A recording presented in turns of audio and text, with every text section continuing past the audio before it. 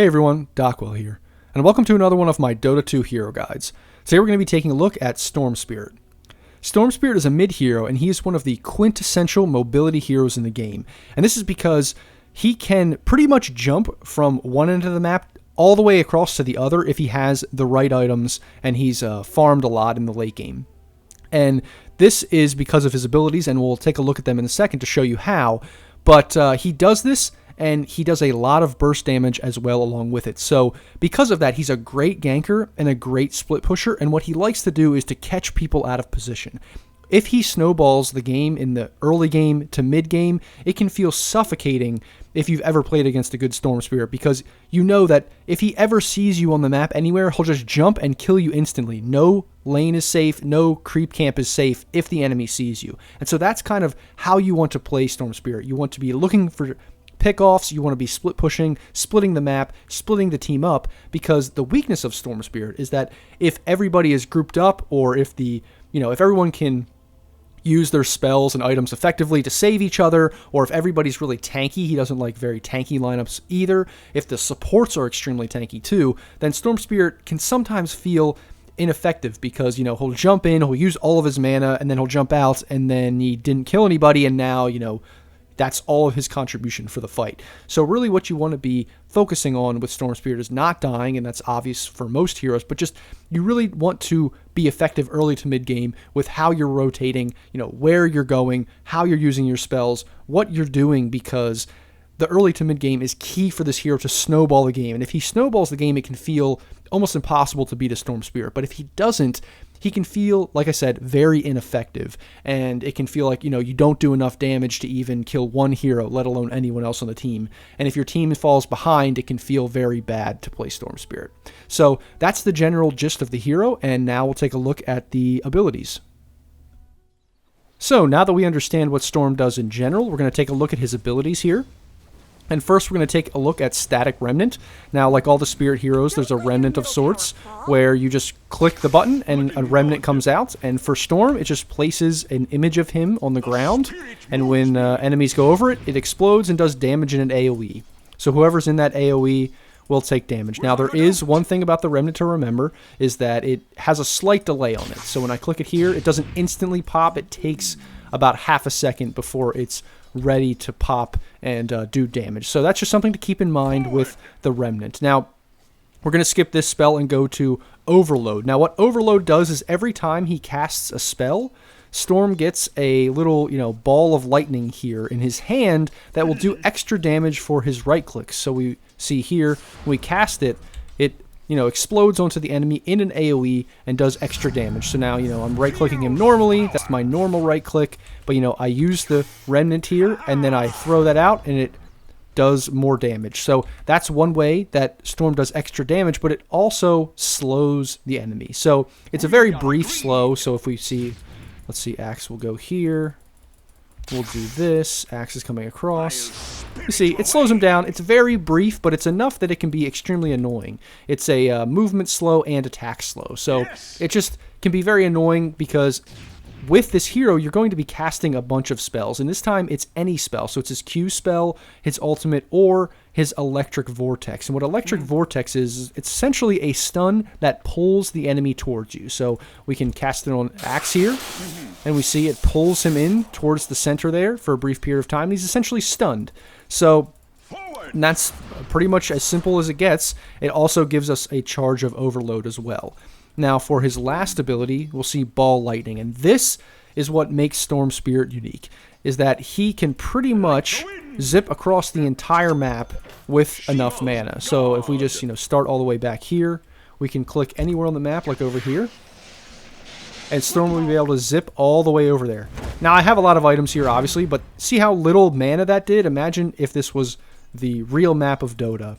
We could pretty much, if we do just get free spells here for a second, I'll zip all the way across the map, turn free spells off. We can pretty much zip all the way over here. And it doesn't actually even take that much mana, and then we can zip right out. That took our full mana pool, but look how far we went. We went like many, many screens over and then came all the way back. Now, like I said, I have full items here, basically like 4 or 5 slotted, whatever you want to say. So that should be considered, but still, the same applies even early game, as you can zip a pretty fair distance with even a few items. And so now, what I want to show you, the reason why I have these items is because I want to show you how to think about Storm and how to perform a basic combo with the hero. So we know Axe is here. Let's just pretend, even if we don't see him, it doesn't really matter. We know he's here. So what we want to do is, you're probably always going to get Orchid on this hero, is you zip in, you Orchid him, you attack him, then you pull him, attack him again, Q, and then attack him again. Now, you should be able to do this all within a very quick period of time, so that, you know, you can get a lot of damage off while he's stunned. So you do this, you do that. It's not really working because when I click him, it selects him because it's the demo mode. But still, you can just, you jump in, Orchid, click, and there you go. And you'll be doing a lot of damage. Now, Axe is level 30, has 3k health, but imagine, you know, if it's pretty early game and you do a lot of damage to a support, you can pretty much pick off any support that you see on the map once you get Orchid. You can just zip in, Orchid, pull, attack, Remnant attack, there. So that's basically the simple combo. Now, what you want to keep in mind is the Ball Lightning also does damage based on distance. So the further you travel, the more damage it does as it crosses the enemy's path. So what you want to do is you want to predict sort of where the enemy is running when you jump. Now, you're not always going to get this correct, but that's how you want to play it. So where he's there, I do that. You know, my zip follows through his path. And so that was a small zip, but if you do a huge zip and you hit the hero, you can do, you know, hundreds of health and damage, and it can be a great way to, you know, initiate the fight. So that's pretty much what Storm does. Storm is very good at picking off, very good at initiating and starting fights. Now, if you see here, he's silenced. At the end there, if you didn't know, Orchid does damage based on how much damage the enemy took while the Orchid was applied. So that's something that you definitely need to remember on Storm. So you don't always need to get that last hit to kill him. You can actually wait for your Orchid to get that last hit, you know, if you need to use the rest of your mana to get out. So that's something to consider.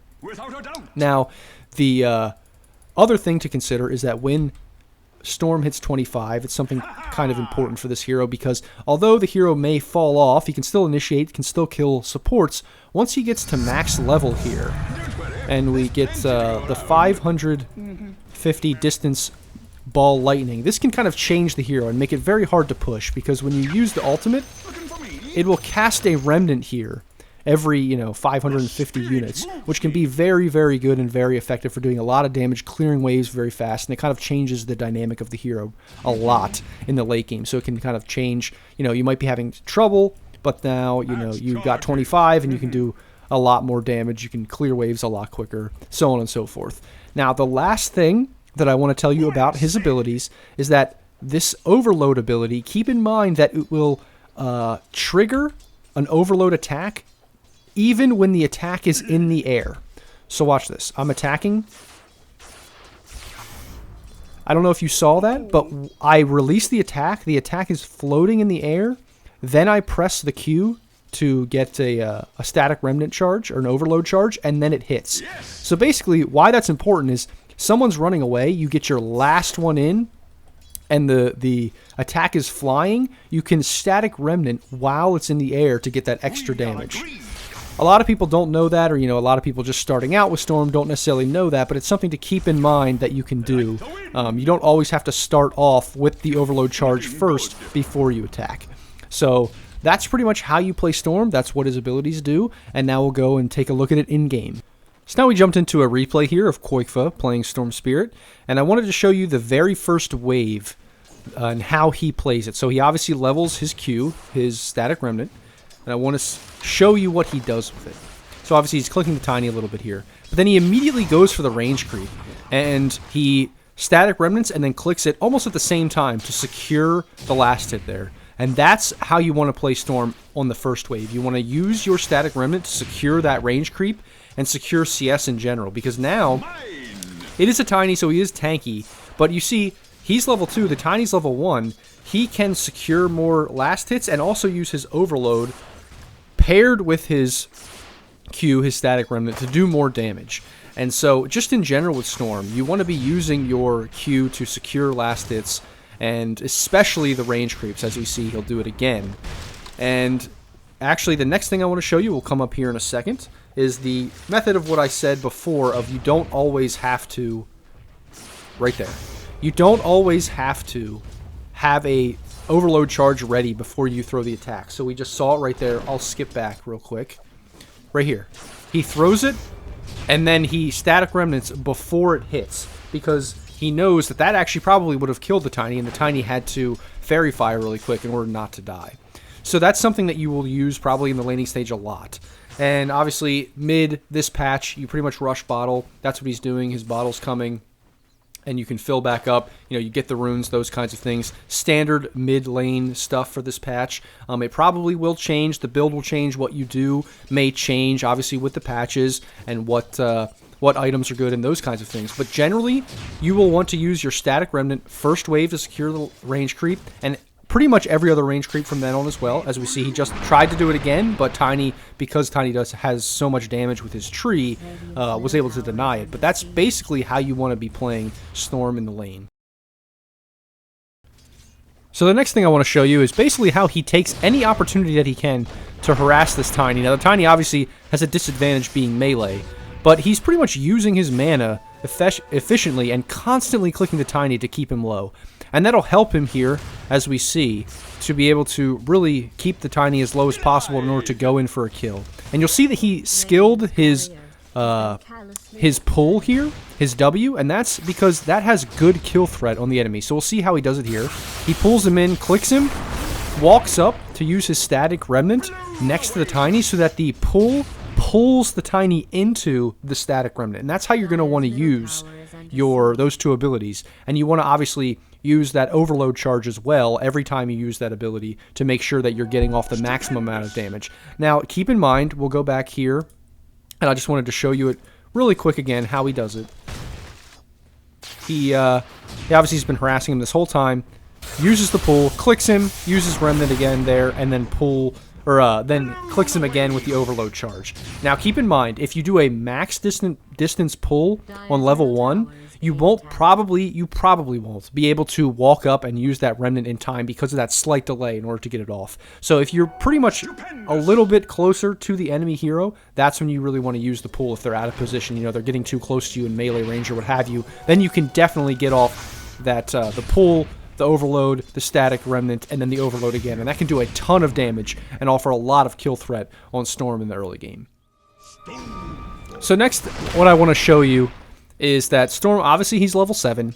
He can TP into places or gank places for his team, but the other thing he can do is also pressure the tower and get more farm for himself and his own game by basically using his abilities, his static remnants, and his overload charge to push in the wave like he's doing now, apply pressure to the tower like he is, and then once he sees that the Tiny is going to show up to defend, he sees him right there, then he pretty much walks away and goes to the jungle.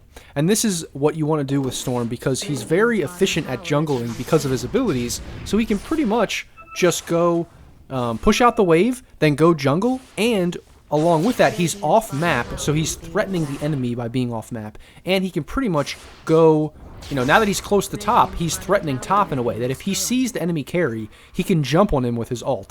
So that's how you want to play Storm. You want to play aggressive, you want to clear out the mid wave, go jungle, be off map, be available to TP in or to, you know, counter gank or aggressively gank the enemy heroes when they're out of position or they show. And that's basically how you want to play Storm early on in the game. Now, you're going to, you know, once you keep playing, once you get a feel for it, and you get a good feel for the map and how to play Storm and how far you can zip, then, you know, you'll get better at it over time. Because one of the things to understand about Storm is to know, you know, how far he can zip with X amount of mana. And that's kind of just a feel thing. You're just going to feel that over time. You'll never just know it instantly. It's not something that I can really give you a hard and fast rule. It's just something that you're going to feel with the mana pool, feel with the items you have, and feel, you know, as you play the hero more and more. It's like how close do I need to be? How far away do I need to be? There's not a general, you know, hard and fast rule that I found yet. It's more of just a feel thing. So that's pretty much what you want to do with Storm. Push out the wave, go jungle, and look to be aggressive on the map. Next, what I want to show you is a good example of how Storm can be so dangerous on the map. So we just saw he was pushing mid, and the enemy obviously saw that he was mid.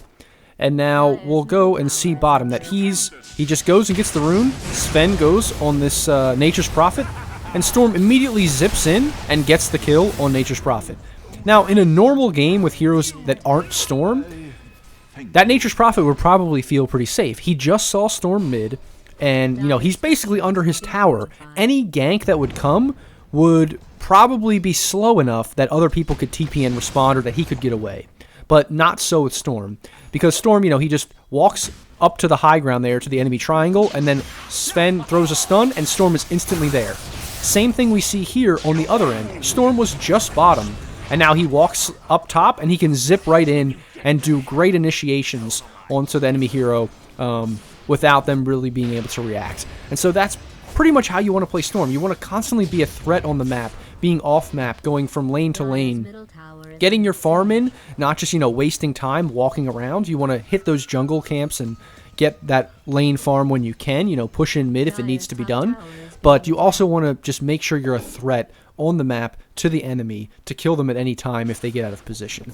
And so that's pretty much how you want to play Storm, especially in the early game. Now, we haven't seen one here because he didn't really do it this game, but a lot of times once you hit 6, you know, from that 5 to 12-ish minute mark, while laning is still going on and the towers haven't fallen, you also want to be aware of the map. You really want to focus on the mini-map and see where the enemy heroes are, what they're doing, and what they're trying to accomplish in the game, because a lot of times, you know, the enemy will try to kill your heroes on your team, and they will dive a tower. And Storm is a great hero, one of the best mid-heroes at turning around ganks or turning around fights around his towers. Because you can, you know, obviously TP in, make sure that, you know, you have enough mana to do that, obviously, when you do such a thing.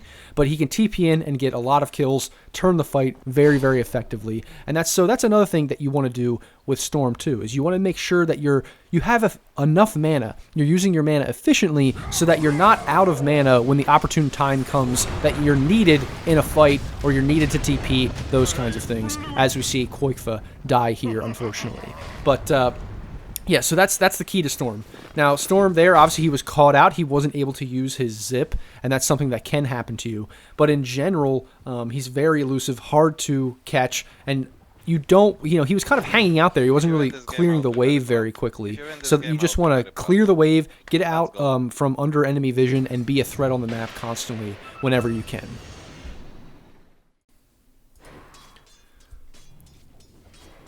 So we actually just saw him die, and now he's going to respawn and immediately jump the Tiny. And this is the perfect example of what I was saying, that you want to split the enemy up. Because we see what happens. He tried to jump the Tiny, not really knowing where everybody was, and the Oracle was able to save him with the ult, and then turn onto Qojqva and kill him full to 0. Now that's obviously specific to Tiny, but you don't want to jump onto the enemy heroes when they're all gathered together. Because, you know, they can get their spells off, they can save one another, they can stun you, these kinds of things. Storm is best when he jumps in on somebody that's alone. Because, you know, especially now that he has Orchid, he Orchids that person, what are they going to do? Especially early on, it's 12 minutes. They're not going to have a Force Staff, they're not going to have Glimmer Capes yet, they're not going to have BKB, they're not going to have Manta Style or anything like that. So this is the time when he's the most dangerous on the map. And so a death like that can be extremely costly when you're playing Storm, because, you know, you just wasted 2 minutes basically being dead. You wasted some of that Orchid timing, and as you waste that time, the enemy heroes are going to be getting their items. They're going to be getting those Force Staves, those Glimmer Capes, those BKBs, Mantas, whatever, and you want to be using this Orchid as effectively as possible for as much time as possible when you get it. And like I said, when the enemy is all together, especially if they have someone like an Oracle in the game, that can be detrimental to try to jump onto somebody when the Oracle's backing them up. So that was just a perfect example. Now, we see what he's doing here. He's going and he's hunting the Morphling, because he knows, like I said, the Morphling is not going to have items to stop his Orchid.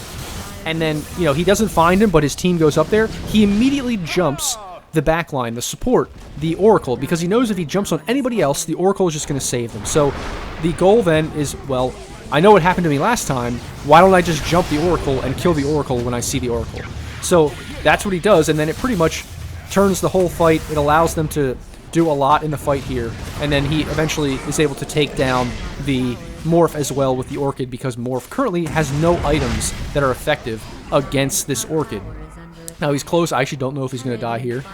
Nope, the Oracle does respawn and get him. But still, that was a much better calculation for him. You know, he was able to get the Oracle first. He then, because of that, was able to use his Orchid onto the Morph and kill the Morph because there's no Oracle and the Morph doesn't have any items yet, and that's pretty much how you want to be playing Storm. And now, as you see, they're able to kill the Oracle again. They generally won the team fight despite his death. So that was really effective, really good by Qojqva. And that's kind of what you want to be considering when you play Storm is, you know, who you're zipping on, who you're going on, where the enemy heroes are, those kinds of things. It's something that you really need to consider. And so map awareness, using the mini-map, those kinds of things are something that you'll definitely need to learn, and it will be helpful to learn to play Storm effectively.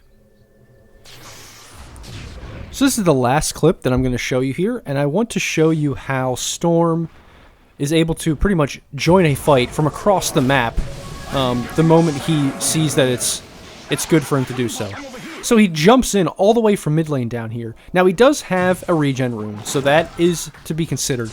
But the other thing is, runes are obviously very good on Storm. So whenever you can get a rune like an arcane or a regen, you definitely want to be able to make sure you're securing those runes. But you see, he jumps all the way from mid lane, and then what does he do in this fight? He orchids some people, he jumps in, he's generally just doing damage, being extremely annoying, but you see it's 25 minutes in the game. The enemy team's fairly tanky. They have an Oracle and those kinds of things. They have a lot of tanky heroes. So he's not doing a ton of damage. Now there he does a good amount of damage on the Morphling, but that was honestly mostly the Sven. But if you watch that fight, let's just watch it over again to see what he really does for most of the fight. He jumps in. He just acts like a distraction. His regen is going, so he knows as long as he doesn't lose that, it's fine that he, you know, used all that mana. He waited for an opportune time to silence and pull the Tiny. He allows his Sven to click, and then he sees a good opportunity to try to zip to grab that Tiny, or to grab Oracle, and he tries to, you know, he zips in there, just kind of providing a distraction, because now it's like 3v1 basically, while the enemy, while his team is killing the Nature's Prophet and the Earth Spirit. Now the fight's pretty much over because basically he was providing enough of a distraction, being annoying enough that they had to focus on him, but they just pretty much let their other two heroes die. And now the team fight's over. The team, they won, and now they're pretty much going to push on from here to victory at the end of this game. So that's just basically kind of the gist of later game Storm Spirit is. One, you want to be able to zip across like half the map to join a team fight or pick somebody off whenever it's possible. And then you also want to just be very annoying in the fights. Jump the back lines. Try to secure kills if you can. Do whatever you can to just be really annoying for the enemy, because you're not always going to do a ton of damage. You're going to do some damage, but you want to initiate. You want to be annoying. You want to be a nuisance for the enemy. And that's kind of how you want to play Storm in the late game after the enemy has a bunch of items. And so that's my Storm Spirit guide. I hope it was effective and informative for you. If you have any questions about things I didn't cover, or there's some mechanic or something that you're confused about, feel free to leave a comment and I'll be happy to try to answer that. If there's any hero or other video that you want to see, feel free to let me know and I'll try to do that. I'm obviously small enough, don't have big enough of an audience. I can do any kind of request that you have. As always, like, comment, subscribe. It always helps. And like I said, I'm happy to hear any feedback that you have. I don't claim to be obviously the best player in the world. I'm just divine, but I hope I can help out any new players or, you know, lower ranked players there that are trying to learn a new hero. And I hope that's what's effective here for Storm for you when watching this guide. So, as always, like I said, hope you guys enjoyed it, and I'll see you in the next video.